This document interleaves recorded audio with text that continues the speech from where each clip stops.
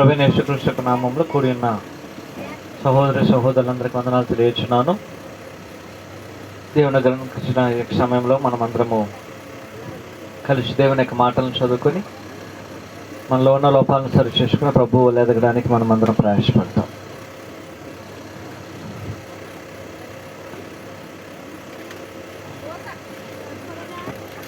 ఇప్పుడు పాఠము యేసుక్రీస్తునందే రక్షణ. యేసుక్రీస్తునందు మాత్రమే రక్షణ అనేటువంటి పాఠాన్ని మనం ఇప్పుడు చదువుకున్నాం.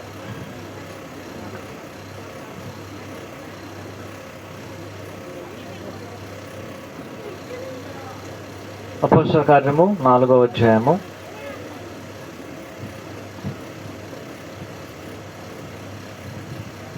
12వ వచనం.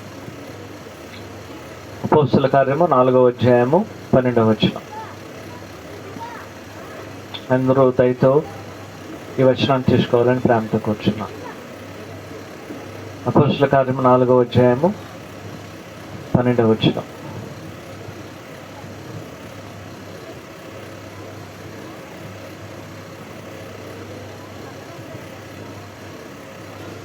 మరి ఎవరి వలన రక్షణ కలగదు, ఈ నామమునే మనకు రక్షణ పొందవలేను కానీ ఆకాశం క్రింద మనుషులు వేయబడిన మరి ఏ నామమున రక్షణ పొందలేనను. కాబట్టి పాఠం అనేది రక్షణ యేసుక్రీస్తు వారిలో మాత్రమే. రక్షణను గురించి మనం మాట్లాడి యేసుక్రీస్తు వారిని గురించి మనము మాట్లాడకపోతే మంచిది కాదు.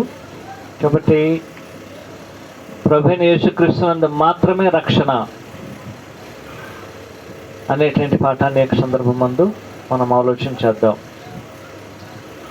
అయితే ఏ యొక్క సందర్భంలో ఈ మాట చెప్పబడింది? సందర్భం ఏమిటి? అకేషన్ ఏమిటి? ఈ సందర్భం అనేది అపోస్తల కార్యము 4వ అధ్యాయంలో ఒక కుంటివాణ్ణి అపోస్తలులైనటువంటి పేతురు, యోహాను గారు బాగుపరుస్తారు. బాగుపరిచిన తర్వాత అక్కడ ఉన్నటువంటి పెద్దలు, అధికారులు, శాస్త్రులు యెరూషలేములో కూడుకొని ఏ నామమును బట్టి మీరు ఈ కార్యక్రమాన్ని చేశారు, ఎందుకు ఈ కార్యక్రమాన్ని చేస్తారు, ఎలాంటి అధికారంతో మీరు చేస్తున్నారని పేతురును, అపోస్తలులైన యోహానుని అడిగినప్పుడు వారు చెప్పినటువంటి సంఘటన 12వ వచనంలో తెలియజేయబడింది. కాబట్టి రక్షణ అనేటువంటి పదము ఏదో ఒక దాని నుంచి రక్షించబడ్డమని అర్థము. రక్షణ అంటే దానికి అర్థము ఏదైనా ఒక దగ్గర నుంచి మనం రక్షణ పొందడము. కానీ ఇక్కడ చెప్పబడినటువంటి రక్షణ అనేది ఒక మనిషిని భూ సంబంధంగా మాత్రము పొందడం కాదు, కానీ మరియు అతని ఏ విధంగా రక్షించడము, అతని యొక్క ఆత్మను రక్షించడం అని ఇక్కడ తెలియజేసేటువంటి పదము. ఇది ఏ సందర్భంలో తెలియజేయబడింది? ఎప్పుడైతే అక్కడ ఉన్నటువంటి పెద్దలు, అపోస్తల కార్యం 4వ అధ్యాయం 5వ వచనము, అపోస్తల కార్యం 4:5, మరునాడు వారు అధికారులను, పెద్దలను, శాస్త్రులను యెరూషలేములో కూడుకున్నారు. అందరూ కూడుకున్నటువంటి వారు ఏం చేశారు? కూడుకున్న వారు ఏం చేశారంటే యోహాను, అపోస్తలులైన యోహాను గారిని, అపోస్తలులైనటువంటి పేతురు గారిని పిలిపించి ఎవరి యొక్క నామములు ఈ కార్యక్రమం జరిగించారో మాకు విశదపరచమని వారు తెలియజేయడం జరిగింది. 7వ వచనంలో వారు పేతురు, యోహాను మధ్య నిలబెట్టి వారి మధ్య నిలబెట్టి మీరు ఏ బలము చేత ఏ నామమును బట్టి దీన్ని చేసినని అడగగా, వారు అడిగింది ఏమిటి? ఏ బలం చేత చేశారు, ఏ అధికారం వల్ల దీన్ని చేశారని అపోస్తలులైన పేతురు యోహానులు అడిగినప్పుడు వారు ఇచ్చినటువంటి సమాధానం ఇదే. ఏం సమాధానం ఇచ్చారు? అయితే మనం అర్థం చేసుకోవాల్సినటువంటి విషయం ఏమిటంటే, ఇక్కడ స్వస్థపరచడం అంటే అతన్ని రక్షించడం అనేది దేనిని బట్టి జరిగింది? ఎవరిని రక్షించారు? 10వ వచనం గమనించారు. మీరందరూ ఇశ్రాయేలు ప్రజలను తెలుసుకోవాల్సింది ఏమనగా, మీరు సిలువ వేసినట్టు, మృతుల్లో దేవుడు లేపినట్టు, నజరేయుని యేసుక్రీస్తు నామమున వీడు స్వస్థత పొందెను. ఏ స్వస్థత పొందాడు? కుంటికాలు కలిగినటువంటి వాడు స్వస్థత పొందాడు. అవునా? అవును. అయితే ఒక కుంటికాలు కలిగినటువంటి వ్యక్తిని వీరు బాగుపరిచినందువలన, కుంటికాళ్ళతో ఉన్నటువంటి వ్యక్తిని బాగుపరిచినందువలన ఎందుకు యేసుక్రీస్తు వారిని రక్షణ తీసుకురావాలి? ఇక్కడ వాళ్ళు ఏం అడుగుతున్నారు? అక్కడ ఉన్నటువంటి పెద్దలు, అక్కడ ఉన్నటువంటి శాస్త్రులు, అక్కడ ఉన్నటువంటి అధికారులు ఏమని ప్రశ్నిస్తున్నారంటే, ఒక కుంటివాడిని మీరు బాగుపరిచారు. ఒక కుంటివాడు భిక్షమెత్తుకునేటువంటి వాడు, శృంగారం అనే దేవాలయం దగ్గర కూర్చొని అడుక్కునేటువంటి వ్యక్తి అతడు. ప్రతిరోజు దేవాలయం దగ్గర కూర్చుని అతడు అడుక్కునేటువంటి వ్యక్తి. పౌలు పేతురులు ఆ ప్రాంతంలో వెళ్తున్నప్పుడు ఏదైనా సరే బంగారు వెండి మన దగ్గర దొరుకుతుందా అని పేతురు గారిని యోహాను గారిని అడిగినప్పుడు వాళ్ళు ఏం చెప్పారు? మా దగ్గర బంగారు వెండి మా చేతిలో లేదు. అయితే యేసు యొక్క నామములో నువ్వు స్వస్థత పొందని చెప్పి ఆయన స్వస్థపరచడం జరిగాయి. ఆ గుంటివాడు లేచాడు, నడుచుకుంటూ గంతులు వేసుకుంటూ వెళ్ళిపోవడం జరిగాయి.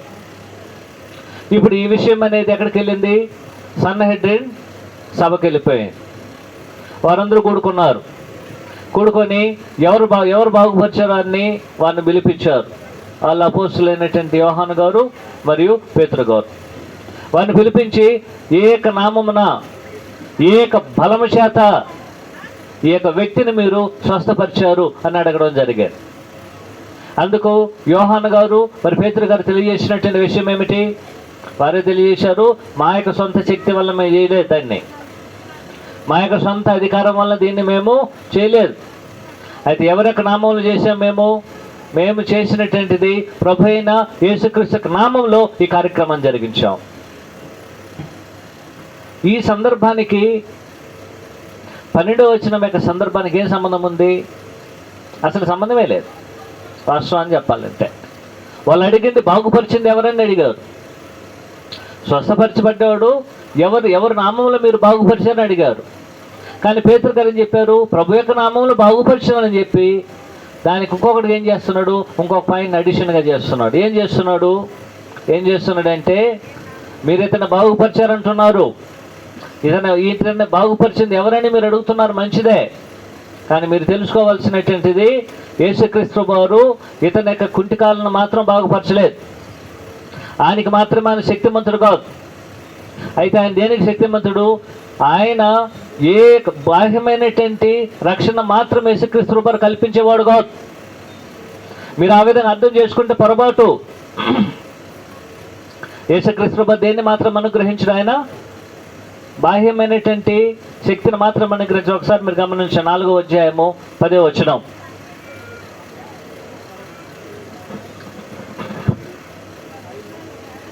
4:10 మీరందరూ ఇశ్రాయేలు ప్రజలందరూ తెలుసుకోవాల్సినది ఏమనగా, మీరేం తెలుసుకోవాలి? ఒక విషయాన్ని తెలుసుకోవాలి. ఆ కుంటివారిని ఎవరు బాగుపరిచారని మీరు మమ్మల్ని ప్రశ్నిస్తున్నారు. మేము సమాధానం చెప్తాం, మంచిదే. కానీ ఆ సమాధానం అనేది సరిపోయిన సమాధానం కాదు. ఏ సమాధానం చెప్పాలి? మేము 10వ వచనం చెప్తున్నాడు, గమనించాను. మీరందరూ ఇశ్రాయేలు ప్రజలందరూ తెలుసుకోవాల్సినది ఏమనగా, మీరు సిలువ వేసినట్టు, మృతుల్లో ఉండి దేవుడు లేపినట్టు, నజరేయుడ యేసుక్రీస్తు నామములో వీడు స్వస్థత పొందెను. ఇది మీ ఎదుట నిలిచి ఉన్నాడని చెప్పడం జరుగుతుంది. స్వస్థపరిచినటువంటిది ఎవరు? యేసుక్రీస్తు వారు. ఆయన యొక్క నామంలో జరిగించారు.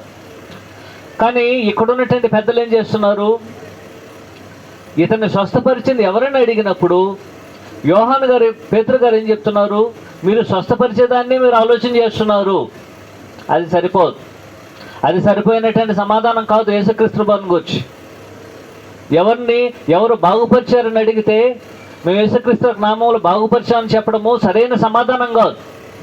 మీరు తెలుసుకోవాల్సిన విషయం ఏమిటంటే, ఎవరు అతన్ని బాగుపరిచారంటే, ఎవరిని మీరు చంపేశారో, ఎవరిని మీరు సిలువ వేశారో, ఎవరిని మీరు పాతి పెట్టారో, ఎవరైతే మృతుల నుంచి తిరిగి లేచారో, ఏ వ్యక్తి ఎవరైతే ఈ యొక్క భూమి మీద నజరేయుడని యేసు అని పిలువబడ్డాడో ఆయన యొక్క నామంలోనే ఈ యొక్క వ్యక్తి ఏం చేయబడ్డాడు? బాగుపరచబడ్డాడు. అయితే యేసుక్రీస్తు వారు తిరిగి లేచి ఆయనకు అధికారంలో మేము బాగుపరుస్తున్నామంటే ఆయన భూ సంబంధంగా బాగుపరిచేవాడు మాత్రం కాదు. అయితే దేన్ని బాగుపరుస్తాడు ఆయన చెప్తున్నాడు, బాహ్యమైన శరీరాన్ని మాత్రం ఆయన బాగుపరచడానికి ఆయన మృతుల నుంచి లేపబడలేదు. లేనట్లయితే యేసుక్రీస్తు వారికి అధికారం అనేది బాహ్యమైనటువంటి వారిని మాత్రమే బాగుపరచడానికి ఆయన రాలేదు. అందుకు 12వ వచనం మనం తెలియజేస్తున్నాడు. 11, 12వ వచనం చెప్తున్నాడు, ఇల్లు కట్టవారని మీరు తృణీకరించిన ఈ రాయినే ఆ రాయి తలకు మూలరాయను, మరి ఎవరి వలన రక్షణ కలగదు. ఏం చెప్తున్నాడు?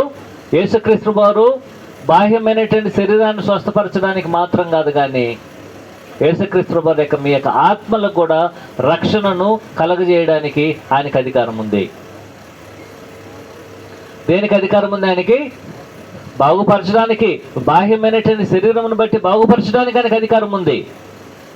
రెండోది, అది మాత్రం కాదు, బాగుపరచడానికి మాత్రమే అధికారం కాకుండా మీ యొక్క ఆత్మలను బాగుపరచడానికి కూడా,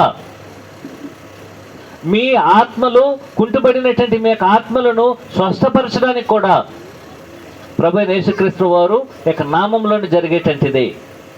కాబట్టి యేసుక్రీస్తు వారి యొక్క పరిధిని ఒక భూ సంబంధమైనటువంటి స్వస్థతతోనే పేతురు గారు, యోహాను గారు ఆపేయలేదు.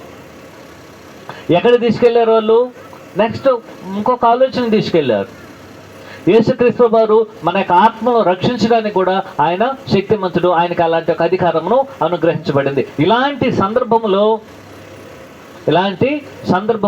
12వ వచనం అనేది మాట్లాడబడింది.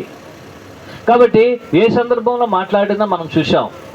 ఈ సందర్భంలో మాట్లాడినప్పుడు ఏం మాట్లాడబడుతుందో 12వ వచనం గమనించారు. 12వ వచనంలో, మరి ఎవరైనా వలన రక్షణ కలగదు, ఈ నామమున మనం రక్షణ పొందవలని, కానీ ఆకాశం క్రింద ఇవ్వబడిన మనుషులు ఏ నామమున రక్షణ పొందలేము. ఈ వచనం 2 భాగాలు. ఈ వచనాన్ని మనము 2 భాగాలు విభజించవచ్చు. ఒకటి, ఎవరి వలన మనకు రక్షణ దొరకదు, ఎవరి వలన మనకి రక్షణ దొరకదు. 2, ఎవరి వలన మనకు రక్షణ దొరుకుతుంది. ఎవరి వలన మనకు రక్షణ దొరకదు. 2ది వచ్చి ఎవరి వలన మనకి రక్షణ దొరకదు. అదే కదా అని చెప్తున్నాడు. 12వ వచనం గమనించారు. మరి ఎవరి వలన రక్షణ కలగదు. రక్షణ ఎవరి వలన కలుగుతుంది? ఏ మనుషుని వలన కలగదు. అదేం చెప్తున్నాడు. 12వ వచనం గమనించాను. నాతో అయిపోయిందా బిడ్డ? కంటిన్యూ చేయమంటారా? రైట్. మరి ఎవరి వలన రక్షణ కలగదు? ఏం చెప్తున్నాడు ఆయన? ఎవరి వలన రక్షణ కలుగుతుందా? కలగదు. ఈ వచనాన్ని నేను చదువుతాను, నాతో కలిసి చెప్పండి మీరు. 12వ వచనం గమనించాను. 4వ అధ్యాయం 12వ వచనము అపోస్తలుల కార్యము. మరి ఎవరి వలన రక్షణ కలగదు?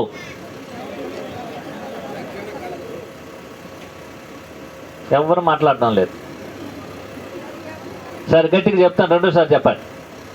మరి ఎవరి వలన రక్షణ కలగదు, ఈ నామమునే మనము రక్షణ పొందవలెనే గాని ఆకాశము క్రింద మనుషులలో ఇవ్వబడిన మరి ఏ నామమున రక్షణ పొందలేమని చెప్పాను. రక్షణ అనేది ఈ వచనాన్ని మనం 2 భాగాలు విభజించి ఏం జరుగుతుంది? ఒకటి నెగిటివ్గా, 2ది వచ్చి పాజిటివ్గా. నెగిటివ్గా ఏం చెప్తున్నాడు ఆయన? ఏం చెప్తున్నాడంటే ఎవరి వలన రక్షణ కలగదు. 12వ వచనం గమనించి, మరి ఎవరి వలనైనా సరే రక్షణ కలుగుతుందా? అందరి వలన రక్షణ కలగదు. ఎవరి వలన జరగదు అది? ఆకాశం క్రింద పుట్టినటువంటి ఏ నామము ఎవరైనా సరే, ఆకాశం క్రింద పుట్టినటువంటి ఏ నామమునైనా సరే, ఎవరినైనా తీసుకోండి మీరు, ఆది కాండం నుంచి ఆదాము మొదలుకొని ఇప్పటి వరకు ఉన్నటువంటి ఏ పేరైనా మీరు తీసుకోండి, ఎవరినైనా తీసుకోండి మీరు, ఎవరి వలన ఏం కలగదు? రక్షణ కలగదు. 2, ఎవరి అధికారములు కూడా రక్షణ కలగదు. అదే చెప్తున్నాడు ఆయన. 2 పాయింట్లు గమనించారు, చివరిలో చెప్తున్న గమనించి, ఆకాశం క్రింద మనుషులు వేయబడిన మరి ఏ నామమున రక్షణ పొందలేము. 1, ఏ మనుషుని వలన రక్షణ కలగదు. 2, ఏ యొక్క మనుషుని ఎవరి యొక్క అధికారం వలన కూడా రక్షణ కలగదు.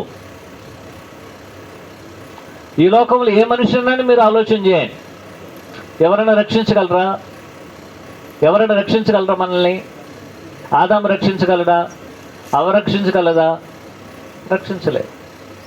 అబ్రహాం రక్షించగలడా? మోషే గారు రక్షించగలరా? లేదు. వారెవరు మనల్ని రక్షించలేదు. అహరోను రక్షించగలరా? ఆయన కూడా రక్షించలేమంటున్నాడు ఆయన. మరి ఎవరి వలన, అది ఎవరైనా ఉండని, భూమి మీద ఉన్నటువంటి మనుషులు ఎవరి వలన కూడా మనకేం చేయబడదు? రక్షణ కలగదు. ఒకవేళ భూసంబంధమైన రక్షణ కలగొచ్చునేమో, అంటే భూసంబంధమైన స్వస్థత కలగొచ్చునేమో. భూసంబంధమైన స్వస్థత కలుగుతుందా? కలగొచ్చు. ఎవరు మూలంగానే కలగొచ్చు. ఉదాహరణకు అపోస్తలులు అనేకమైన అద్భుతాలు చేశారు, ప్రవక్తల పాత నిబంధనలు అనేకమైన అద్భుతాలు చేశారు. వారి వల్ల నా భూసంబంధమైన రక్షణ దొరకవచ్చు. కానీ ఇక్కడ మాట్లాడేటంటే రక్షణ ఏ రక్షణ కాదు, అది భూసంబంధమైన రక్షణ కాదు, మన ఆత్మల యొక్క రక్షణ. ప్రవక్తలు అన్నాడు, అపోస్తలైనను ప్రవక్తలైనను గొప్ప గొప్ప భక్తులు అనేకమైనటువంటి అద్భుతాలు చేసి ఉండొచ్చు, మనుషులను బ్రతికించి ఉండొచ్చు కూడా. కానీ వారు ఏం చేయలేకపోయారు? ఆత్మలు రక్షించలేరు. ఆత్మలు రక్షించేటువంటి శక్తిని దేవుడు ఎవరికి ఇవ్వలేదు? ఏ మనుషునికి ఇవ్వలేదు. మీరు విశ్వసించకపోయినా సరే ఆత్మలు రక్షించే శక్తి ఏ మనుషునికి లేదు. అట్లనే దాని అర్థం ఏమిటి? ఏ మనుషుని ఏం చేయలేడు? రక్షించలేదు. 2, నన్ను నేను కూడా రక్షించుకోలేదు. 2 ఏం చేయగలను? ఏ మనుషుడు నన్ను రక్షించలేడు. 2 ఏం చేయలేను నేను? నన్ను నేను కూడా రక్షించుకోలేదు. లోకంలో ఉన్నటువంటి ఏ మనుషుడు నన్ను నా యొక్క ఆత్మను రక్షించడానికి శక్తి లేదు. 2, ఉదాహరణకి మనం ఏం చేయవచ్చును? అనేక మంది అవాయిడ్ చేసి భూసంను కొంతమంది రక్షించడానికి చంపడానికి శక్తిమంతులైనా సరే, ఆనాడు శద్రక మేషక్ అబేద్నెగో చెప్పినటువంటి మాటలు బట్టి కానీ గమనించినట్లయితే చాలా చాలా విచిత్రంగా ఉంటుంది. మా దేవుడు ఈ యొక్క అగ్నిగుండం నుంచి మమ్మల్ని రక్షించవచ్చును, రక్షించకపోవచ్చును. అయినా సరే ఈ యొక్క విగ్రహానికి ఏం చేయమేమో మొక్కము. అది భూసంబంధమైన రక్షణ. ఆ రక్షణ గురించి కూడా మనం మాట్లాడటం లేదు. ఇక్కడ భూసంబంధమైన స్వస్థతను గురించి మాట్లాడటం లేదు, భూసంబంధమైనటువంటి ప్రాణ రక్షణ గురించి ఇక్కడ మనము మాట్లాడటం లేదు. ఎందుకంటే కొంతమంది ఆ విధంగా రక్షించబడి ఉన్నారు. అయితే ఇక్కడ మాట్లాడేది ఏమిటి? నా యొక్క ఆత్మరక్షణ. నా యొక్క ఆత్మరక్షణ. ఆత్మరక్షణ ఏ మనుషుని వలన కలగదు. ఏ మనుషుడది? ఏ మనుషుడైనా ఉన్నాయి. అయ్యా మేము వారి వల్ల రక్షించబడ్డాం. దేవుడు చెప్తున్నాడు, ఏ నామమున ఎవరి వలన మీకు రక్షణ కలగదు. అదే చెప్తున్నాడు 4:12 గమనించండి అపోస్తలుల కార్యములో. మరి ఎవరి వలన రక్షణ కలగదు? ఎవరైనా ఉన్నది, చిన్నోళ్ళు కొన్ని పెద్దోళ్ళు కొన్ని ఏ మనుషుడైనా ఉన్నాయి. ఆ ఎవరి వలన రక్షణ అనేది కలగదు. 2, ఎవరి వలన నాకు రక్షణ కలగదు. 2, నన్ను నేను కూడా ఏం చేయలేను? రక్షించుకోలేను. నన్ను రక్షించుకునే శక్తి కూడా నాకు లేదు. నన్ను రక్షించుకునే శక్తి కూడా నాకు లేదు. నేను ఎంత ప్రయాసపడినా సరే, నేను ఎన్ని కార్యక్రమాలు జరిగించినా సరే, నన్ను నేను రక్షించుకోగలనంటే రక్షించుకోలేను. అది వీలు పడదని దేవుడు తేటగా తెలియజేస్తున్నాడు. అనేక సందర్భాల్లో మనం ఏం చేస్తాము? నన్ను నేను రక్షించుకోగలమని అనేక సందర్భాల్లో ముందుకెళ్తున్నాం. కానీ ఇక్కడేం చెప్తున్నాడు? ఎవరి వలన మీకు రక్షణ లేదు, కలగదు. ఎవరి వలన? ఏ మనుషుడైనా సరే మనల్ని రక్షించలేడు. 2, నన్ను నేను కూడా రక్షించుకోలేను. నన్ను నేను కూడా రక్షించుకోలేను. 3 అని చెప్తున్నాడు, భూమి మీద ఉన్న ఏ అధికారమైనా సరే ఆకాశం క్రింద ఇవ్వబడినటువంటి ఏ అధికారమైనా సరే అని చివరిలో చెప్తున్నాడు, గమనించారు. ఆకాశం క్రింద ఈ మనుషులు ఇవ్వబడిన మరి ఏ నామమున మీరేం చేయబడలేరు, రక్షణ పొందలేరు. ఏ నామం అది? ఏ నామం అనేది అధికారం, పేరు, అధికారం. అది ఏ అధికారం వలన మనం ఏం చేయబడలేము, రక్షణ. నా ఆత్మని నేను రక్షించుకోలేను. నా ఆత్మని ఏ నామం రక్షించలేదు. ఆయన చెప్తున్నాడు, ఆకాశం క్రింద ఇవ్వబడిన నామాల్లో అనేకమైన నామాలు ఉండొచ్చు, అనేకమైన అధికారాలు ఉండొచ్చు. ఎన్ని అధికారంలోనైనా సరే, ఏ అధికారమైనా సరే, ఉదాహరణకు సన్హెడ్రిన్ యొక్క అధికారం ఉంది. సన్హెడ్రిన్ యొక్క అధికారం ఇక్కడ ఉంది. 4వ అధ్యాయము అపోస్తల కార్యంలో 4వ అధ్యాయం 5వ వచనంలో, మరునాడు అధికారులు, పెద్దలు, శాస్త్రులు యెరూషలేములో కూడుకున్నారు. అదంతా కూడా వారు కూడుకున్నటువంటి వారు. ఈ అధికారం ఉంది. పౌలు గారు ఏం చెప్తున్నాడు, పేతురు గారు ఏం చెప్తున్నారు, ఏ ఆకాశం క్రింద ఇవ్వబడిన ఏ నామమును బట్టి అన్నప్పుడు ఏ అధికారమును బట్టి మీరు రక్షించలేదంటే, నేరుగా ఏం చెప్తున్నాడంటే, సన్హెడ్రిన్ సభలారా, మీరు నా యొక్క ఆత్మను ఏం చేయలేరు, మీరు రక్షించలేరు.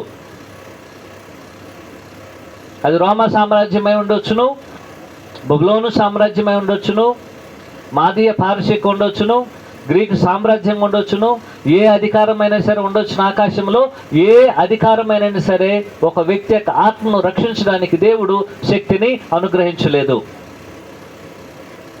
ఇది వారు తెలియజేసిన నెగిటివ్ పాయింట్. రెండోది ఏం చెప్తున్నాడు ఆయన, అయితే ఇప్పుడు ఎలాగో మనము ఎవరి యొక్క నామములో ఎవరి వలన రక్షణ పొందగలుగుతున్నామో రెండో పాయింట్లు చెప్తున్నాడు ఆయన. ఇప్పుడు గమనించాను 12వ వచనంలో, మరి ఎవరి వలన రక్షణ గమనించాలి. ఈ నామమునే మనము రక్షణ పొందవలెను గాని. ఏ నామమున? ఏ నామం అయితే ఆ కుంటివారిని బాగుపరిచినదో, ఈ భూ సంబంధంగా ఆ కుంటివారిని బాగుపరిచినదో, అదే నామం మాత్రమే ఒక మనిషిని ఆత్మను రక్షించడానికి శక్తివంతమైంది. ఏ నామం రక్షణ ఉంది? ఏ నామమునైతే ఆ కుంటివాన్ని బాగుపరిచినదో అదే మా నామం ఏమిటి? యేసుక్రీస్తు యొక్క నామము. ఆ నామమును తప్ప మరి ఏ నామమును మనం ఏం చేయలేము, రక్షణ పొందలేము. అదే తేటగా చెప్తున్నాడు, గమనించండి. ఈ నామమునే మనము రక్షణ పొందవలేని కానీ ఆకాశం క్రింద మనుషులు ఇప్పుడు మరి ఏ నామమున రక్షణ పొందలేమని ఖచ్చితంగా చెప్పడం జరిగింది. ఏ నామమున మనుషులు రక్షణ పొందగలరు?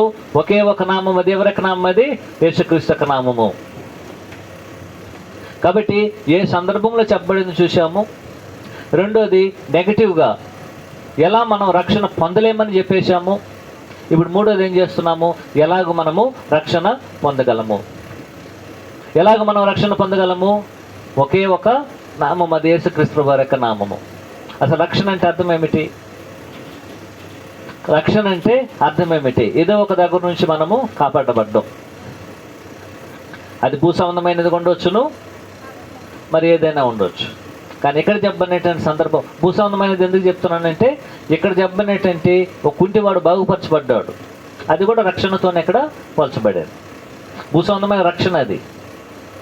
రెండోది రక్షణ అనేది భూ సంబంధమైతే మాత్రం కాదు.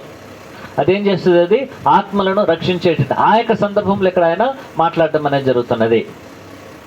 కాబట్టి ఇలాంటి సందర్భమును ఉపయోగించుకొని, ఎలాంటి సందర్భాన్ని, ఒక వ్యక్తి బాగుపరచబడినప్పుడు, భూ సంబంధంగా బాగుపరచబడినప్పుడు అతను ఎవరు బాగుపరిచారని అడిగినప్పుడు ఈ సందర్భాన్ని ఉపయోగించుకొని ఎవరు అతన్ని బాగుపరిచారో వారికి తెలియజేసి, ఆ తెలియజేసినటువంటి రక్షణ సువార్తను ఎవరికి బోధిస్తున్నారు? యోహాను గారు, పేతురు గారు అక్కడ ఉన్నటువంటి సన్హెడ్రిన్ సభకి బోధించడం అనేది జరుగుతున్నది. కాబట్టి అవకాశం వచ్చింది, యేసుక్రీస్తు వారికి పేరును గురించిన చెప్పడానికి కావాల్సిన అవకాశం వచ్చింది. అవకాశం ఇవ్వబడినటువంటి సందర్భంలో యేసుక్రీస్తు ప్రభువుని ఇప్పుడు ఏం చేయడం జరిగింది? ఆయన యోహాను గారు, పేతురు గారు యేసుక్రీస్తు వారు యొక్క నామములో మాత్రమే మనుషులు రక్షణ పొందగలరని ఎవరికి బోధించడం జరుగుతుంది? సన్హెడ్రిన్ సభకు బోధించబడుతుంది. మరి ఆ నామంలో తప్ప మరి ఏ నామమున మనుషులు ఏం చేయబడలేరు? రక్షించబడలేరు. యేసుక్రీస్తు వారి నామాన్ని మినహాయిస్తే మరి ఏ నామంలో మనం రక్షణ పొందగలమా? పొందలే. ఎందుకని మనం రక్షణ పొందలేం? ఎందుకు పొందలేము? ఎందుకు పొందలేమంటే దేవుడు ఆయన నామాన్ని మాత్రమే నియమించాడు కాబట్టి. లోకానికి రక్షకుడు ఎవరు? ఆయన ఒక్కడే. దేవుడు రక్షకుడు వాస్తవమే, కానీ రక్షణను దేవుడు నియమించాడు, కానీ ఆ రక్షణను జరిగించింది ఎవరు? యేసుక్రీస్తు వారు. దేవుడు రక్షణ భూమి మీద తీసుకొచ్చింది ఎవరిని తీసుకొచ్చాడు? యేసుక్రీస్తు వారిని తీసుకొచ్చాడు. రక్షణ కార్యక్రమం నెరవేర్చారంటే ఏం జరిగింది? యేసుక్రీస్తు వారికి మరణాన్ని అనుభవించాడు, ఆయన అనుభవించాడు. దేవుడు ఎన్నడూ కూడా పరలోకం నుంచి వచ్చినట్లుగా మనకు ఆధారాలు లేవు, కానీ యేసుక్రీస్తు వారు ఏం చేశారు?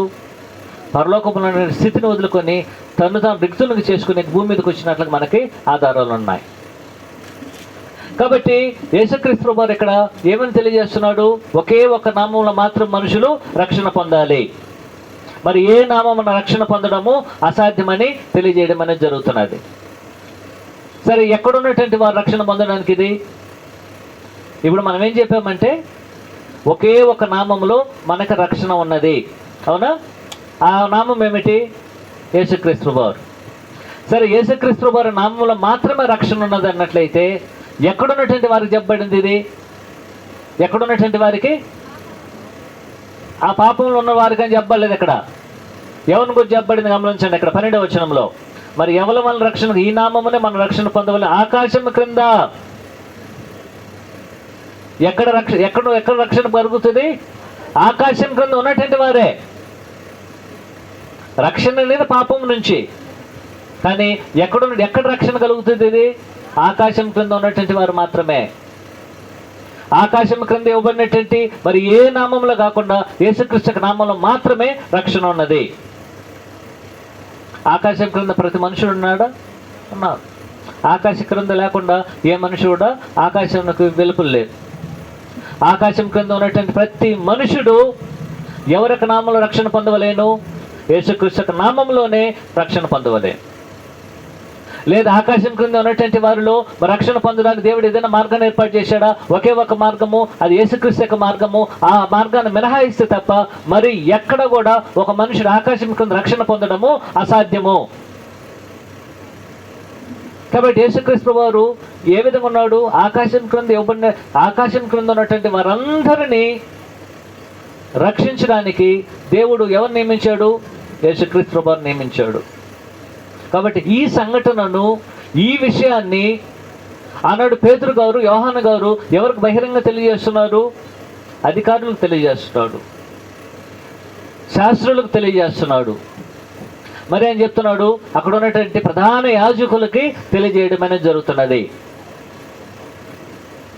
కాబట్టి మనం రక్షణ పొందాలంటే ఎక్కడ మాత్రం రక్షణ పొందాలి? మనము యేసుక్రీస్తు వారి నందు మాత్రమే మనము రక్షణను పొందాలి.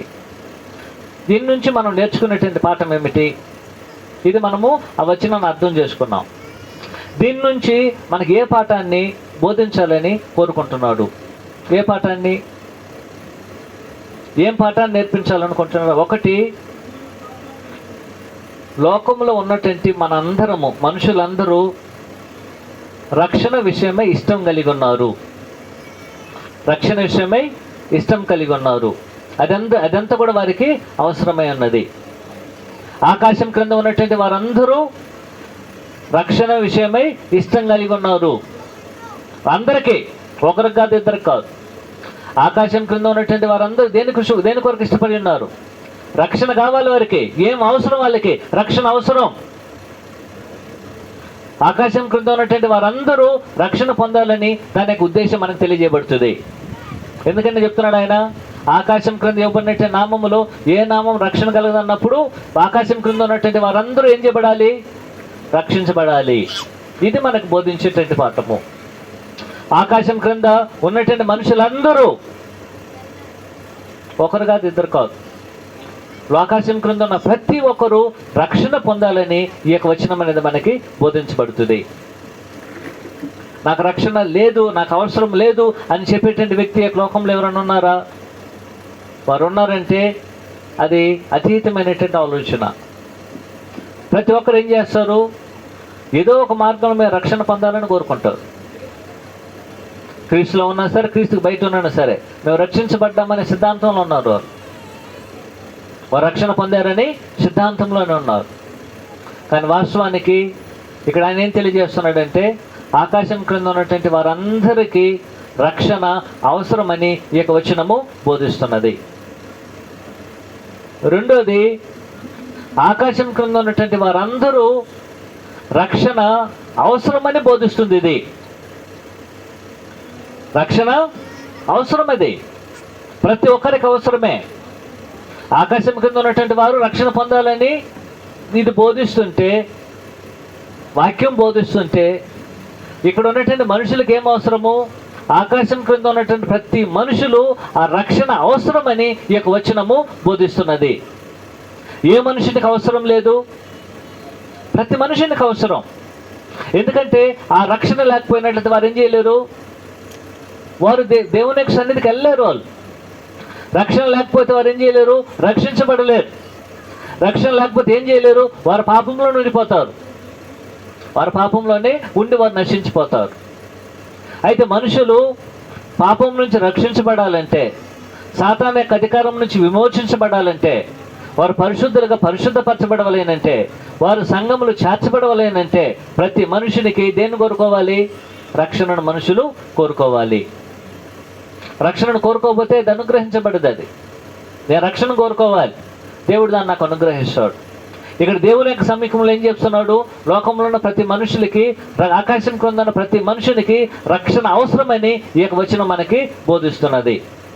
రెండోది, ఆకాశం క్రింద ఉన్నటువంటి మనుషులందరూ రక్షణ తమకు అవసరమని వారందరూ కోరుకుంటున్నారు. అయితే రక్షణ అనేటువంటిది ఏం చేస్తుంది? రక్షణ అనేది ఏం చేస్తుంది? రక్షణ ఏం చేస్తుంది? మన యొక్క పాపములన్నిటినీ ఏం చేస్తుంది? అది కడిగి వేస్తుంది. మన యొక్క హృదయాన్ని ఏం చేస్తుంది?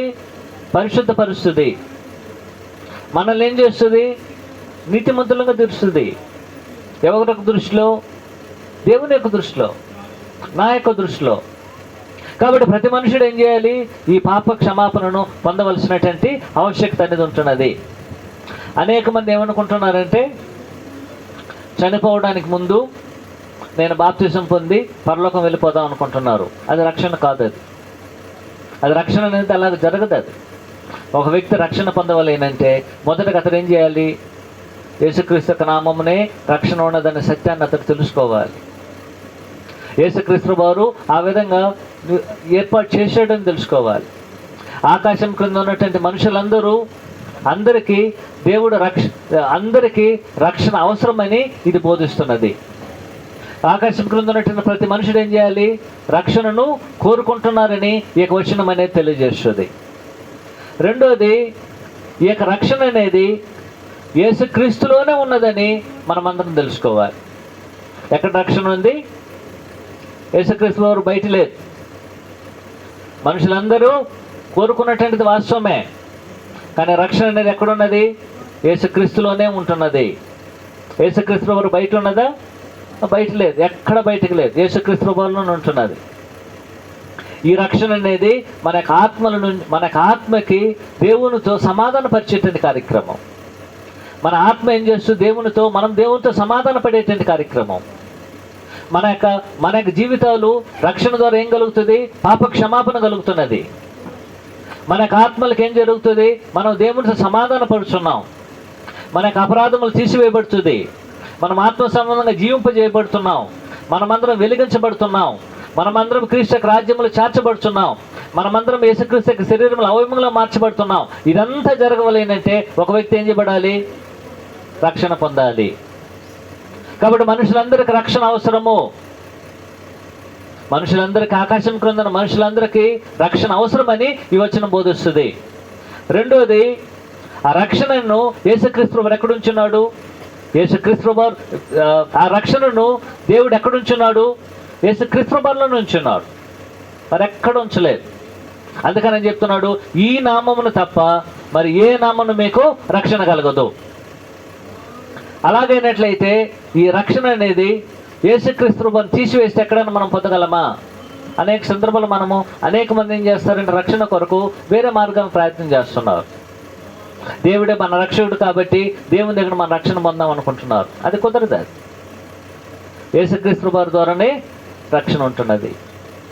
కాబట్టి మొదటి పాయింట్లో మనం ఏం చూసామంటే ఆకాశం క్రింద ఉన్నటువంటి వారందరికీ రక్షణ అవసరమని ఈ వచనం బోధిస్తుంది.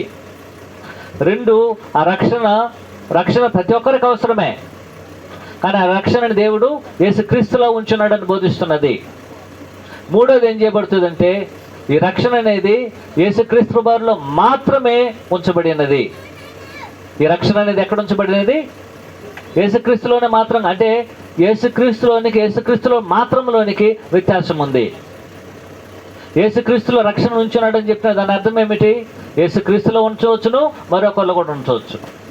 అయితే ఇక్కడ ఆయన చెప్పేటంటే ఆలోచన ఏమిటంటే ఈ రక్షణ అనేది యేసుక్రీస్తులో మాత్రమే ఉంచబడి ఉన్నది, మరెక్కడా లేదు. యేసుక్రీస్తు వారిని తీసివేసి మనం ఎక్కడ కూడా ఏం చేయబడలేము, రక్షించబడలేము. కాబట్టి ఆయన తెలియజేసేటువంటి అంశం ఏమిటంటే మనుషులందరూ ఏం చేయబడాలి? రక్షించబడాలి. మనుషులందరూ రక్షించబడాలి. ఆ రక్షణ సంకల్పాన్ని దేవుడు ఆకాశం కింద మరి ఏ నామం ఇవ్వలేదు. అయితే ఆ రక్షణ సంకల్పాన్ని దేవుడు మనుషులందరికీ పొందాలని ఆయన కోరుకుంటున్నాడు. అయితే ఆ రక్షణ సంకల్పాన్ని దేవుడు ఎవరిలో ఉంచున్నాడు? యేసుక్రీస్తు వారిలో ఉంచున్నాడు. మరియు ఆ రక్షణ సంకల్పాన్ని యేసుక్రీస్తు వారిలో మాత్రమే ఆయన ఉంచున్నాడు. మరి ఎక్కడ ఉంచున్నాడా? మరి ఎక్కడ ఉంచలేదు, మరి ఎక్కడ కూడా ఉంచబడలేదు. అనేక సందర్భాల్లో మనల్ని రక్షించమని మనం ఏం చేస్తాం? యేసుక్రీస్తు ప్రభువుని వదిలేసి దేవుని దగ్గరికి వెళ్తాం. కానీ అదేం చేయబడదు, అది అలా కుదరదు. అది వాస్తవానికి అది ఎలాగుంటుందంటే అది ఆనాడు ఐగుప్తు దేశంలో 7 సంవత్సరాలు పంటలు బాగా పండింది. 7 సంవత్సరాలు పంటలు బాగా పండింది. మరి 7 సంవత్సరాలు కరువు వచ్చింది, పంటలు బాగా పండలేదు. ఈ 7 సంవత్సరాలు పండినప్పుడు ఆ పంట అంతను ఐగుప్తు రాజు యోసేపు యొక్క సహాయంతో, దేవుని యొక్క సహాయంతో వచ్చినటువంటి పంటనంటిని ఏం చేశారు? వాళ్ళు అన్నింటిని తీసుకెళ్ళి చేర్చి పెట్టుకునేసారు. అయితే 7 సంవత్సరాలు కరువు కాలం వచ్చేసారు. కరువు కాలం వచ్చినప్పుడు అక్కడ ఉన్నటువంటి ప్రజలు ఏం చేశారు? తమకున్నటువంటి దాన్ని అందరినీ వారు తిన్నారు. 1 సంవత్సరం తిన్నారు. తర్వాత అది అయిపోయిన తర్వాత ఏం చేశారు? ఇప్పుడు నేరుగా ఐగుప్తులో ఉన్నటువంటి వారందరూ సమకూడి నేరుగా ఐగుప్తు రాజు అయినటువంటి ఫరో దగ్గరికి వెళ్ళారు. ఫరో దగ్గరికి వెళ్ళినప్పుడు ఫరోని ఈ విధంగా అడుగుతున్నారు, అయ్యా మాకు ఆహారం లేదు, నువ్వైతే ఆహారాన్ని అనేకమైనటువంటి చేర్చి పెట్టేసి ఉన్నావు, కాబట్టి మాకు ఆహారం ఇవ్వమని చెప్పినప్పుడు అక్కడ ఉన్నటువంటి ఐగుప్తు రాజు అయినటువంటి ఫరో ఏం చెప్పారు? ఎలాగ పొందమని చెప్పాడు? మీరు నా దగ్గర రావాల్సిన అవసరం లేదు. ఎవరి దగ్గరికి వెళ్ళాలి? మీరు యోసేపు దగ్గరికి వెళ్ళాలి. అదేవిధంగానే ఒక వ్యక్తి దేవుని దగ్గర రక్షణ కొరకు వెళ్ళినట్లయితే దేవుడు చెప్తున్నాడు, నా దగ్గర రావాల్సిన అవసరం లేదు. ఎక్కడికి వెళ్ళాలి? మీరు ప్రభువైన యేసుక్రీస్తు వారి దగ్గరికి వెళ్ళాలి. ఎందుకంటే ఆయనలోనే ఆకాశం క్రింద మరి ఎవరిలో కూడా ఆయన నామం మందు తప్ప మరి ఏ నామం లేదు, రక్షణ లేదు. ఆకాశం క్రింద ఉన్నటువంటి వారు రక్షణ పొందాలంటే ఒకే ఒక నామము, అది యేసుక్రీస్తు నామము. ఆయన నామంలో మాత్రమే ఉంది. దేవుడు రక్షించడానికి శక్తిమంతుడా? అవును, రక్షించడానికి శక్తిమంతుడే. అయినండి సరే దేవుడు ఏం చేయడు? తన దగ్గరకు వచ్చినటువంటి వారిని ఎక్కడికి పంపిస్తున్నాడు? ఆయన యేసుక్రీస్తు దగ్గర పంపిస్తున్నాడు. కొన్నేళ్ళు దేవుని యొక్క సమూహంలో గొప్ప వ్యక్తి, అనేకమైన దాన ధర్మములు చేసినటువంటి వాడు. దేవుడు ఆయన యొక్క ప్రార్థన కూడా విన్నాడు. కొన్నేళ్ళ యొక్క ప్రార్థనని అపోస్తలుల గారు 10వ అధ్యాయంలో విన్నాడు ఆయన. అయితే విని నీకు కొరవ ఉంది, ఏముంది? నువ్వు రక్షణ పొందాలి. నువ్వు రక్షణ పొందాలంటే ఏం చేయాలి? నేను నీకు నేరుగా ఇవ్వలేను. ఆ రక్షణ సువార్త నువ్వు అది వినాలి. కాబట్టి మొదట నువ్వేం చేయాలి? సీమోను పేతురు అక్కడ ఉన్నాడు, ఆ పేతురుని ఏం చేయ? నువ్వు పిలిపించి రక్షణ సువార్త నువ్వు వినమని చెప్పాడు. రక్షణకు సువార్తను వినమని చెప్పాడు. ఆయన వచ్చాడు, యేసుక్రీస్తు ప్రభువుకి వచ్చి ఆయన బోధించడం అనేది జరిగింది. కాబట్టి ఏ మనుషుడైనా సరే రక్షణను యేసుక్రీస్తు వారి ద్వారానే, యేసుక్రీస్తు వారిలోనే పొందాల్సిన అవసరం అవకాశం ఉంది. మరి ఏ నామం రక్షణ దొరకదు. 4వ పాయింట్లో ఆయన చెప్తున్నాడు, రక్షణ అనేది ఆకాశం కింద ఇవ్వబడినటువంటి ఎన్ని నామములనైనా సరే యేసుక్రీస్తు యొక్క నామాన్ని మినహాయిస్తే మరి ఎక్కడ కూడా రక్షణ దొరకదు. ఎన్ని నామాలైనా ఉన్నాయి, ఎన్ని అధికారాలైనా ఉన్నాయి, కానీ ఎవరికి అధికారంలో జరిగించాలి? యేసుక్రీస్తుకి అధికారంలోనే జరిగించాలి. అనేక సందర్భాల్లో మనము ఆలోచన చేస్తాం, రక్షణ ఎలా దొరుకుతుంది ఏమనేసి. కాబట్టి మొదటగా మనం ఆలోచన చేసినట్టంటే ఆలోచన ఏమిటంటే, ఒకటి, లోకంలో ఉన్న ప్రతి ఒక్కరూ రక్షణను పొందాలి. ఆ రక్షణను దేవుడు ఎక్కడ ఉంచాడు? యేసుక్రీస్తు బలిలో ఉంచాడు. 3, యేసుక్రీస్తు బలిలో మాత్రమే ఆ రక్షణను దేవుడు ఉంచాడు. రెండో పాయింట్ ఏమిటంటే, ఆ రక్షణ పొందినట్టంటే మనము ఏం చేయాలి? ఒకటి, రక్షణను యేసుక్రీస్తు బలి ద్వారా మనం రక్షణ పొందాలి, ఆయన ద్వారా రక్షించబడాలి. మరి ఎవరి నామం రక్షణ దొరకదు. ఒకటి నెగటివ్గా చూసాము, రెండోది పాజిటివ్గా చూసాము. అయితే రక్షణ పొందినట్టంటే మనము ఏం చేయాలి? ఆ రక్షణను ఏం చేయాలి? మనము ఏం చేయాలి? ఒకసారి మీరు ఒకసారి ఫిలిప్పీయులకు రాసిన పత్రిక 2వ అధ్యాయం తీసుకో.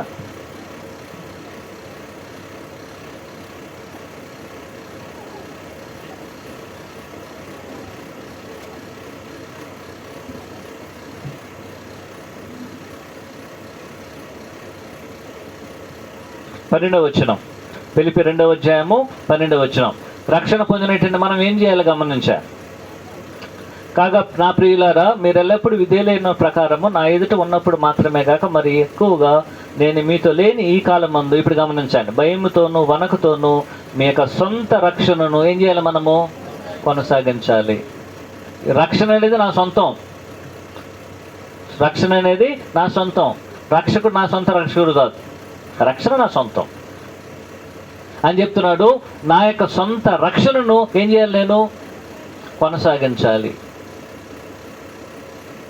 రక్షణ పొందేది సరిపోతుందా? రక్షణ పొందడము సరిపోతుంది, కానీ అది మాత్రమే సరిపోదు. ఆ రక్షణను ఏం చేయాలి? నేను కొనసాగించాలి. ఎప్పటి వరకు కొనసాగించాలి? నా మరణం వరకు కొనసాగించాలి. దాన్ని గట్టిగా చేపట్టాలి. నేను ఎందుకు నేను కొనసాగించాలి? దాన్ని ఎందుకు కొనసాగించాలంటే, ఎప్పుడు పొందిన రక్షణ నేను మళ్ళీ కోల్పోవడానికి అవకాశం ఉంది. నేను పొందినటువంటి రక్షణ ఏం చేయడానికి అవకాశం ఉంది? నేను కోల్పోవడానికి అవకాశం ఉంది. అందువలన పౌలు గారు ఫిలిప్పీ సంఘానికి రాసి, అయ్యా మీరు రక్షణ స్థితిలో ఉన్నారు. ఎవరికి రాస్తున్నాడు ఆయన పత్రికని? 1వ అధ్యాయము 1వ వచనం గమనించాను. ఫిలిప్పీలో ఉన్న క్రీస్తు యేసునందు సకల పరిశుద్ధులకు, అధ్యక్షులకు, పరిచారులు, క్రీస్తు యేసు దాసులైన పౌలు, తిమోతేయు శుభమని చెప్పి రాయినది. ఎవరికి రాస్తున్నాడు ఆయన? సంఘ పెద్దలకు రాస్తున్నాడు, పరిచారకులు రాస్తున్నాడు, మరియు పరిశుద్ధ సకలమైనటువంటి పరిశుద్ధులకి రాయడం అనేది జరుగుతున్నాడు. వారిని చూసి చెప్తున్నాడు, మీ యొక్క సొంత రక్షణను మీరేం చేయాలి? మీరు భయముతోనూ వణకుతాను కొనసాగించాలి. మనం అనేక సందర్భాలు అనుకుంటాము, ఒకసారి మనము క్రీస్తు యేసులోని బాప్తిసం పొందేశాం కాబట్టి ఇక మీద దాని గురించి ఆలోచన చేయకూడదు అనుకుంటున్నాం. కానీ దేవుడు అలాగ చెప్పలేదు. మీ యొక్క సొంత రక్షణను మీరేం చేయాలి? మీరు కొనసాగించాలి. ఎలా కొనసాగించాలి? భయముతోనూ వణకుతోనూ. ఏ భయముతో కొనసాగించాలి? నేను ఎప్పుడైనా సరే కోల్పోవడానికి అవకాశం ఉంది కాబట్టి ఆ భయముతో నేను నాకు ఇవ్వబడిన రక్షణ ఏం చేయాలి? నేను కొనసాగించాలి. వణకాలి దాని విషయంలో. భయముతోనూ వణకుతోనూ అంటే భయపడాలి. మరియు నేను ఎలాగైనా కోల్పోతే నా పరిస్థితి ఏమిటి? నా యొక్క పరిస్థితి ఎలాగుంటుంది? నేను ఇవ్వబడిన రక్షణ నేను కోల్పోయినట్లయితే దానివల్ల కలిగే పరిణామంలో నన్ను గుర్తించినట్లయితే మనకేం కలగాలి? వణుకొచ్చేయాలి. మనుషుల రక్షణను కోల్పోవడానికి అవకాశం ఉంది. ఒక్కసారి మనం రక్షణ పొందితే అది నిత్యము రక్షణ పొందినట్లు దానికి అర్థము కాదు. అదే చెప్తున్నాడు ఆయన. మీ యొక్క సొంత రక్షణను మీరు భయముతోనూ వణకుతోనూ ఏం చేయాలి? మీరు కొనసాగించాలి. అనేక సందర్భాలలో మనకి ఇవ్వబడినటువంటి రక్షణను మనం నిర్లక్ష్యం చేయడానికి అవకాశం ఉంది. మనం ఎందుకు భయముతో వణకుతో దాన్ని కొనసాగించాలి? ఎందుకు కొనసాగించాలి? మనం నిర్లక్ష్యం చేయడానికి అవకాశం ఉంది కాబట్టి. హెబ్రీయులకు రాసిన పత్రిక 2వ అధ్యాయము 1వ వచనం. హెబ్రీ 2వ అధ్యాయము 3వ వచనం. ఇంత గొప్ప రక్షణ మనము నిర్లక్ష్యం చేసినట్లా ఎలాగూ తప్పించుకుందామో. ఎంత గొప్ప రక్షణ అది? ఎంతో గొప్ప రక్షణ. రక్షణ అనేది చిన్నది కాదు, అది గొప్పది. కానీ అంత గొప్ప రక్షణను పొందినటువంటి మనము కొన్ని సందర్భాలు ఏం చేయడానికి అవకాశం ఉంది? నిర్లక్ష్యం చేయడానికి అవకాశం ఉంది. కాబట్టి గ్రంథకర్త అయినటువంటి పౌలు గారు ఫిలిప్పీ సంఘానికి రాస్తూ మీ యొక్క రక్షణను భయముతోనూ వణకుతోనూ కొనసాగించడని చెప్తున్నారు. అవునండి, అవునా కదా? నా యొక్క సొంత రక్షణ ఏం చేయాలి? నేను భయముతోనూ వణకుతోనూ కొనసాగించాలి. ఎందుకు నేను భయముతో వణకుతో కొనసాగించాలి? ఎందుకంటే పొందినటువంటి రక్షణను నేను నిర్లక్ష్యం చేయడానికి అవకాశం ఉంది కాబట్టి. అదే కదా ఎబ్రీ పత్రికను తెలియజేస్తున్నాడు. 2వ అధ్యాయం 3వ వచనం మనం మరోసారి చదువుతాను. ఇంత గొప్ప రక్షణ మనం నిర్లక్ష్యం చేసినట్లా ఎలాగూ తప్పించుకుందాము. ఎంత గొప్ప రక్షణ ఇది? ఎంతో గొప్ప రక్షణ. నువ్వు నేను పొందినటువంటి రక్షణ సామాన్యమైనది కాదు. ఏదో సామాన్యమైన రక్షణ కాదు, అది ఎంతో గొప్ప రక్షణ. అంత గొప్ప రక్షణను కూడా మనుషులు నిర్లక్ష్యం చేయడానికి అవకాశం ఉంది. అవకాశం ఉందా? ఉంది. అన్నాడు హెబ్రీ క్రైస్తవులు అలాంటి నిర్లక్ష్యం చేశారు. వాళ్ళు అలాగే నిర్లక్ష్యం చేశారు. అందుకని గ్రంథకర్త ఏం చెప్తున్నాడు? మీరు నిర్లక్ష్యం చేయబాకండి. ఇక్కడ పేతురు గారు ఏం చేస్తున్నాడు? యేసుక్రీస్తు నామంలో రక్షణ. పౌలు గారు ఏం చేస్తున్నాడు? మీరు రక్షణ పొందారు, మంచిదే. ఆ రక్షణను భయముతో వణకుతూ మీరు కొనసాగించడానికి అవకాశం ఉంది. మీరు ఆ యొక్క రక్షణను భయముతో వణకుతూ మీరు కొనసాగించాలి. ఇక్కడ హెబ్రీ గ్రంథకర్త ఏం తెలియజేస్తున్నాడు? మీరు పొందినటువంటి ఆ యొక్క రక్షణను నిర్లక్ష్యం చేయడానికి అవకాశం ఉంది కాబట్టి జాగ్రత్త పడండి. కాబట్టి రక్షణ అనేది 3 భాగాలు కనబడుతుంది ఇక్కడ. ఒక ప్రాంతంలో ఒక స్థాయిలో రక్షణను మనం పొందుచున్నాం. ఒక స్థాయిలో మనము రక్షణ పొందుచున్నాం. అది ఎక్కడ పొందుచున్నాము? యేసుక్రీస్తు ద్వారా మాత్రమే రక్షణను మనము పొంది ఉన్నాము. రెండోది, ఆ రక్షణకి సమస్య వచ్చింది. ఇప్పుడు అనేక సందర్భాలు ఏం చేయాలి? మనము ఆ రక్షణను మనం భయముతో వణకుతో కొనసాగించాలి. ఎందుకు నేను భయముతో వణకుతో కొనసాగించాలి? ఎందుకంటే ఆ యొక్క సొంత రక్షణ నేనేం చేయడానికి అవకాశం ఉంది? నిర్లక్ష్యం చేయడానికి అవకాశం ఉంది. మనం ఎన్ని సందర్భాలు నిర్లక్ష్యం చేసామో నాకు తెలియదు. మనం పొందినటువంటి రక్షణను ఎన్ని సందర్భాలు నిర్లక్ష్యం చేస్తాం? ఎప్పుడు వచ్చి గ్రంథకర్త ఈ ప్రజలను చూసి వారు నిర్లక్ష్యం చేశారని చెప్తున్నాడు. ఒకసారి మీరు గమనించారు. 2వ అధ్యాయంలో 2వ అధ్యాయం గమనించాను. 1వ వచనం. కావున మనం వినిన సంగతులు విడిచిపెట్టి కొట్టుకొని పోవునట్లు వాటి యందు మరి విశేష జాగ్రత్తను కలిగి ఉండాలి. మనం ఏ సంగతులు అయితే విన్నామో, లేకపోతే వేటినైతే మనము పొంది ఉన్నామో వాటిని మనం గట్టిగా చేపట్టకపోయినట్లయితే మనం ఏమైపోతాము? కొట్టుకొని పోవడానికి అవకాశం ఉంది. అందుకని ఇప్పుడు 3వ వచనం తెలియజేస్తున్నాడు, ఇంత గొప్ప రక్షణ మనం నిర్లక్ష్యం చేసినట్లయితే ఎలాగ తప్పించుకుంటావు? మనం రక్షణ పొందాలని ఇప్పుడు సంతోషించాలా, లేక రక్షణను భయంతో వణకుతో కొనసాగించాలని మనము దుఃఖించాలనా, లేక పొందినటువంటి సొంత రక్షణను నేను కోల్పోవడానికి అవకాశం ఉన్నది, నిర్లక్ష్యం చేయడానికి అవకాశం ఉన్నదని మనం బాధపడవలేనో ఆలోచించే. కాబట్టి రక్షణ అనేది 3 క్రమాల్లో పెట్టడం జరిగారు. ఒకటి, రక్షణను మనము పొంది ఉన్నాం, మనమందరం పొంది ఉన్నాం, ఇక్కడ ఉన్నటువంటి అనేకులు పొంది ఉన్నారు. రెండోది, ఆ రక్షణను మనం ఎలా కొనసాగించాలి? భయముతోనూ వణకుతోను దాన్ని కొనసాగించాలి. భయముతో వణకుతో కొనసాగించాలి. భయము వణకు లేనట్లయితే దాన్ని కొనసాగించగలమా? కొనసాగించలేము. మూడోది, ఎందుకు మనం భయముతో వణకుతో కొనసాగించాలి? గొప్ప రక్షణను మనము నిర్లక్ష్యం చేయడానికి అవకాశం ఉన్నది కాబట్టి. అనేక సందర్భాల్లో మనం నిర్లక్ష్యం చేస్తాం.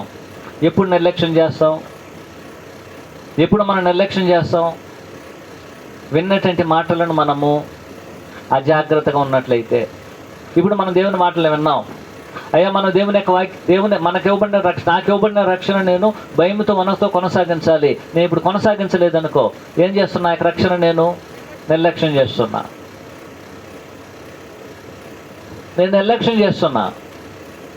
యేసుక్రీస్తు వారిందు నేను పొందినటువంటి యేసుక్రీస్తు ద్వారా నేను పొందినటువంటి రక్షణను అజాగ్రత్తగా లెక్కలేని తనంలో మనం ఆలోచన చేయడం వల్లనే ఏం చేయడానికి అవకాశం ఉంది?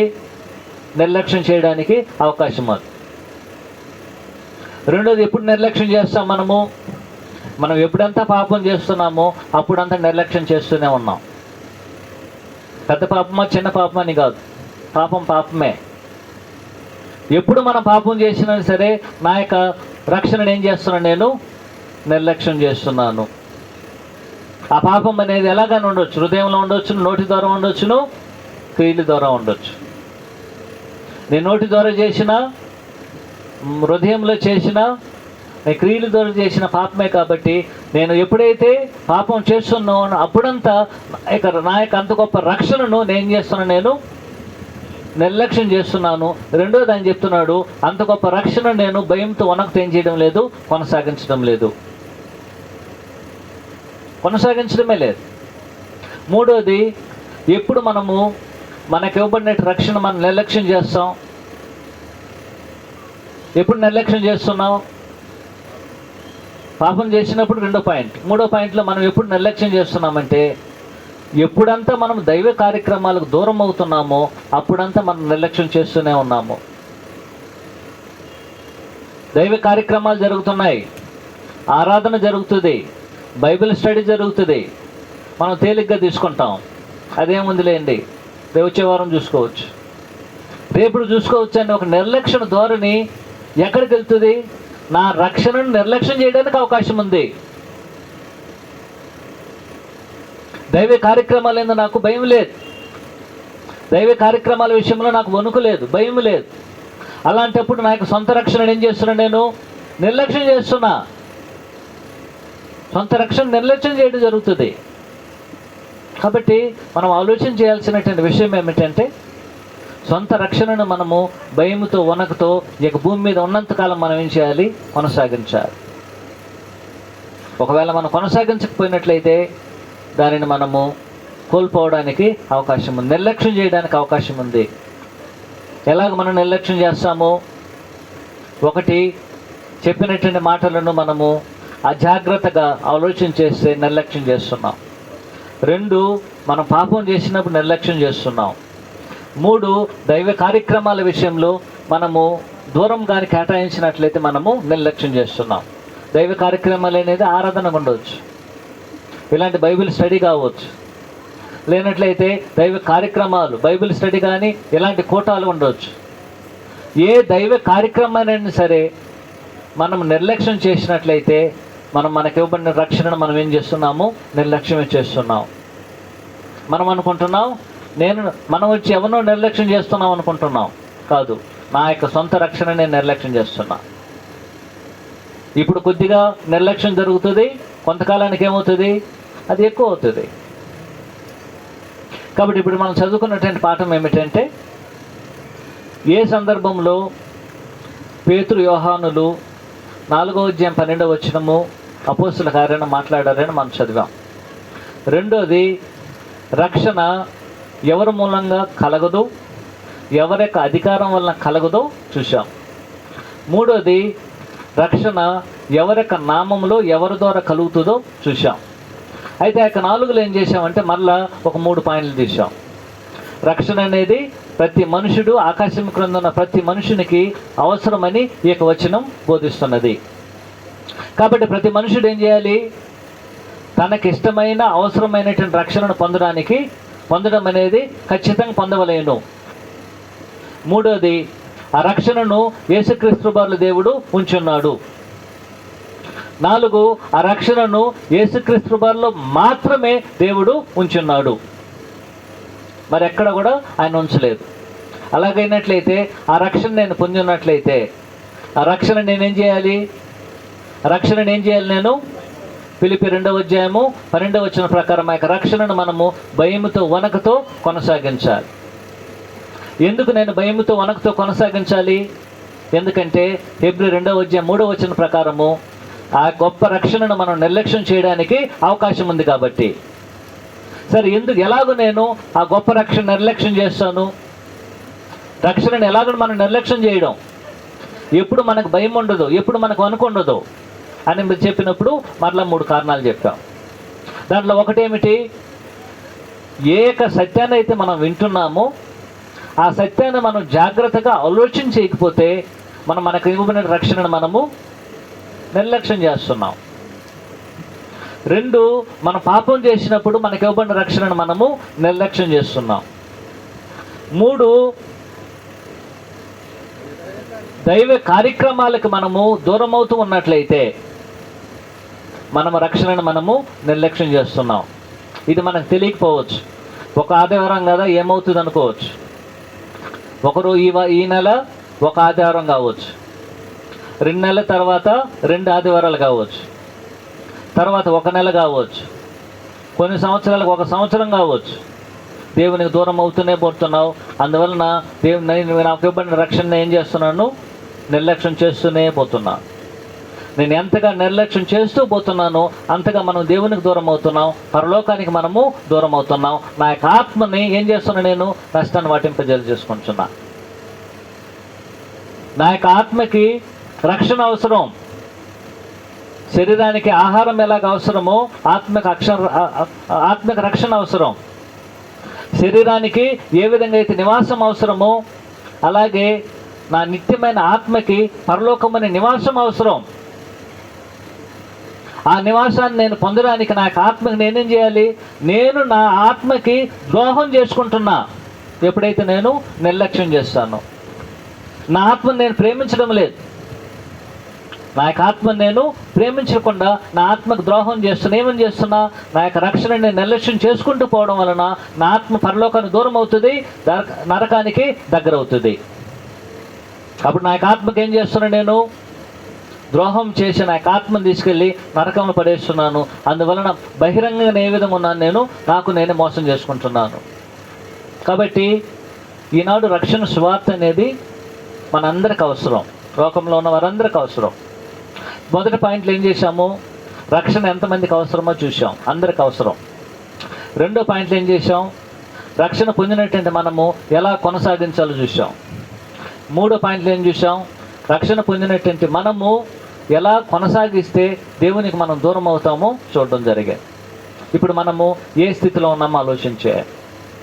1, రక్షణ పొందని స్థితిలో ఉన్నానా, రక్షణ పొందండి. రక్షించబడిన స్థితిలో ఉన్నానా, భయముతో వణకుతో కొనసాగించాను. నిర్లక్ష్యం చేసే స్థితిలో ఉన్నానా, జాగ్రత్త పడాలి.